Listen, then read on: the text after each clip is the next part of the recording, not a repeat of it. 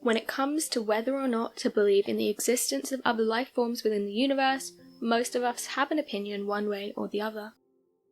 Whether you're a believer or you're not, some cases have been reported, which are so strange as to shake the worldview of even the most skeptical among us. Whether or not you believe that other life forms have visited our planet, you'll surely be astonished by the mysterious UFO incidents discussed in this video. So today, here at Unexplained Mysteries, we'll be taking a look at 3 bizarre UFO cases.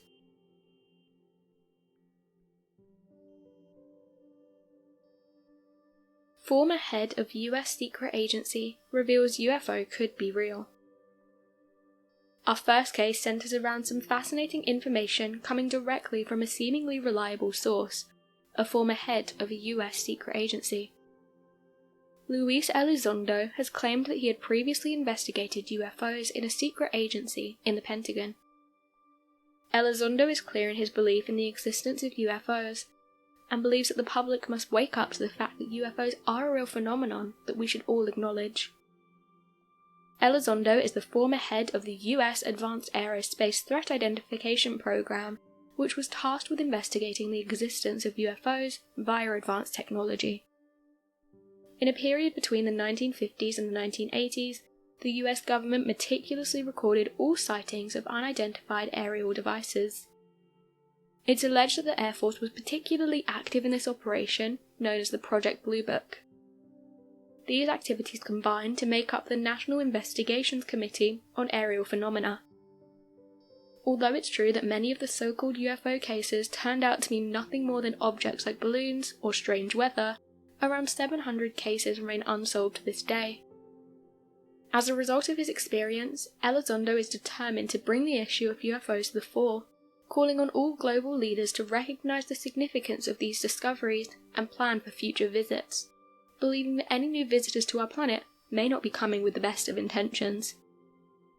Elizondo has stated, "There's something in our sky and we don't know what it is. We don't know where it's from. Is that a problem?" From a national security perspective, yes, it's a problem. We need to understand what these are in order to make a determination if they're a threat.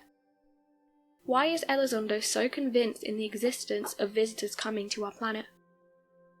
Elizondo believes that physics makes it impossible for some of the UFOs he's observed to be piloted by human beings. Elizondo believes that UFOs were seen flying at supersonic speed despite not having wings to allow such speed. Furthermore, he observed that some of the UFO's maneuvers would mean that the pilot would probably be subjected to forces 700 times the normal pull of gravity. Elizondo believes this is entirely impossible, since a human being would become unconscious after only a few seconds of experiencing 9 times the normal pull of gravity. After leaving his role at the Pentagon, Elizondo went on to work for the To the Stars Academy of Arts and Science, a company co-founded by Tom DeLonge, where he continues to search for evidence of UFOs. Who knows what intriguing discoveries he'll make in the years to come. Lubbock Lights. The second case we'll examine is a case that's come to be known as the Lubbock Lights incident. The Lubbock Lights case happened above Texas back in August and September of 1951. Various residents reported seeing a strange light formation, with many noting that they seemed rather out of place.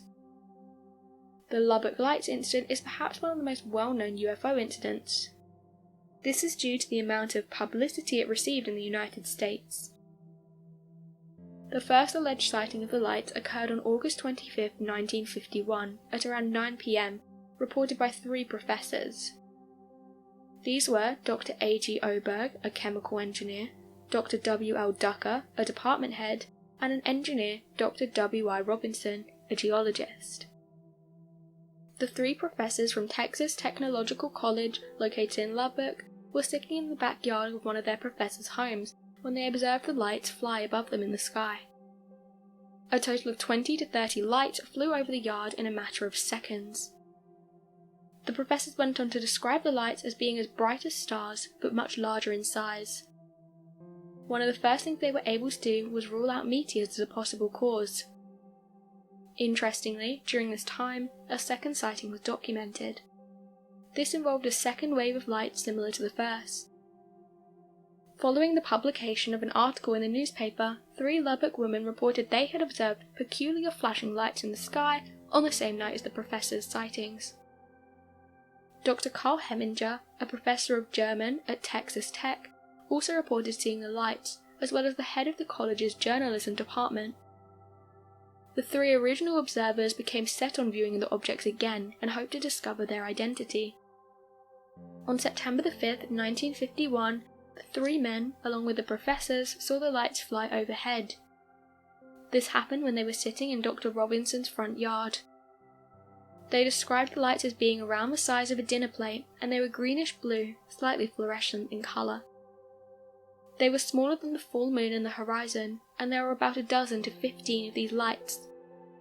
They were absolutely circular. It gave all of us an eerie feeling. Mead stated that the lights couldn't have been birds, but he also recorded that they went over so fast that we wish we had had a better look. The professors observed one formation of the lights flying above a cloud at about 2,000 feet. This allowed them to calculate the lights were travelling at over 600 miles per hour.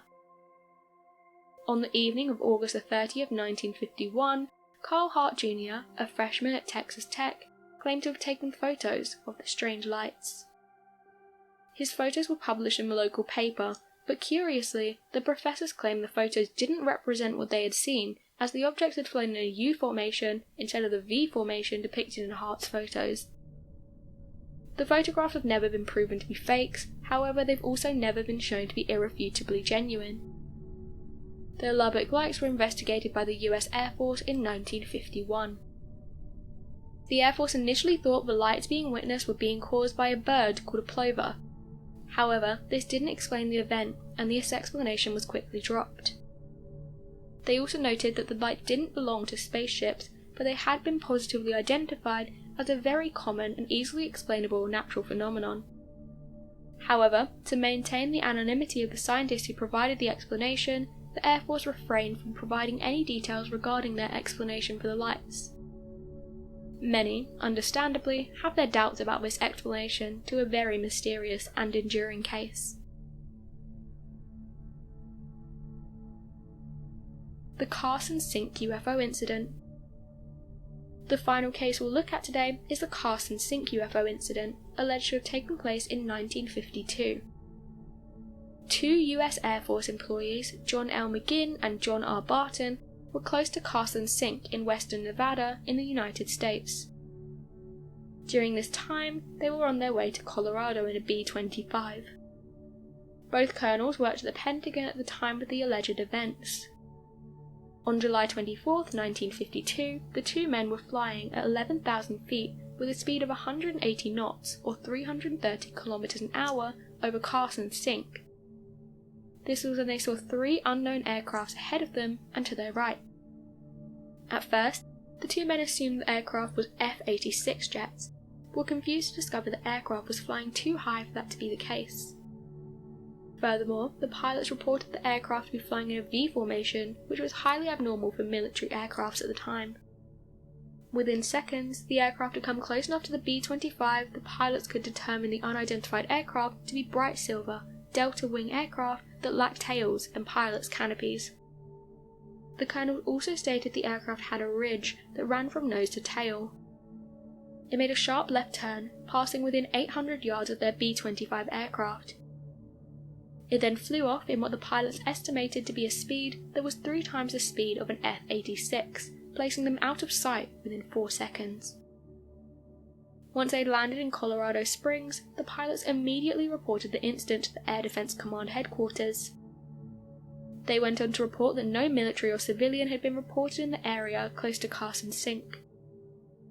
After inquiring some more, it turned out the closest aircraft in the sky during that time was on the west coast. Interestingly, the Navy aircraft were painted to be dark blue, making the silver colour of this UFO all the more perplexing. The Air Defense Command recorded the UFO sighting as part of the infamous Project Blue Book, but the case remains unexplained. Both pilots continue to dismiss the theory that aircraft were F-86s. The investigation also looked into the possibility that balloons were the cause. There's so much we're yet to discover about the universe, and only seldom do cases like these pop up. Cases which make us truly wonder whether or not we're alone in the universe. So what do you make of these UFO cases? Be sure to let us know your thoughts in the comment section below, and help us by growing this community, whilst working to solve these unexplained mysteries. Thank you for watching, and don't forget to subscribe for more videos.